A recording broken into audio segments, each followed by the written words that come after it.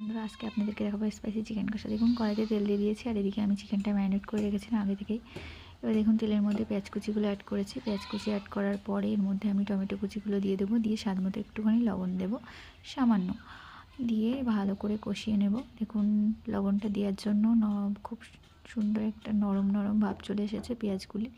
দেখুন পেঁয়াজ কুচি ভালো করে নরম হয়ে গেলে এর মধ্যে আমি রসুন আদা বাটা দিয়ে দিয়েছি, দিয়ে ভালো করে নাড়িয়ে নিয়েছি। এবার এর মধ্যে আমি জিরে বাটা দিয়ে দিয়েছি, দিয়ে ভালো করে নাড়িয়ে চাড়িয়ে কষে নেব। নিয়ে দেখুন তেল ছেড়ে দিয়েছে। এবার এর মধ্যে আমি 1 চামচ হলুদ গুঁড়ো, 1 চামচ লঙ্কার পেস্ট দিয়েছি, আপনারা গুঁড়ো লঙ্কাটাও দিতে পারেন। দেখুন এবার আমি স্বাদ মতো লবণ দিয়েছি, দিয়ে ভালো করে নাড়িয়ে চাড়িয়ে নেব।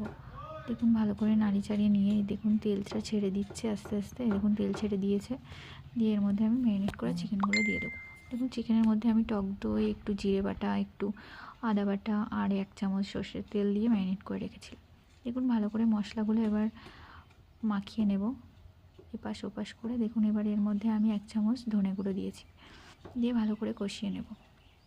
দেখুন কষা হয়ে গেছে, তেল ছেড়ে দিয়েছে। এবার এর মধ্যে আমি ভেজে রাখা আলুগুলো দিয়ে দিয়েছি। আলুগুলো আমি আগে থেকেই ভেজে তুলে নিয়েছিলাম। দেখুন আমি এবার ভালো করে মিশিয়ে নেব। দেখুন ভালো করে কষিয়ে এর মধ্যে জল দিয়ে দিয়েছি, পরিমাণ মতো জল দেবেন আপনারা। দেখুন জলটা ফুটছে, সুন্দর একটা কালার এসেছে। আপনারাও ঢাকা দিয়ে দিয়ে কষবেন, তাহলে ভালো সুন্দর একটা কালার আসবে। এবার এর মধ্যে আমি 1 চামচ মিট মশলা অ্যাড করেছি। দেখুন মিট মশলা দেওয়ার পরে আরও সুন্দর একটা কালার চলে আসে। দেখুন সুন্দর একটা কালার এসেছে। এবার আমি এটাকে ঢাকা দিয়ে দেবো। দেখুন ঢাকনাটা তোলার পরে দেখুন কি সুন্দর একটা সেন্ট বেরিয়েছে।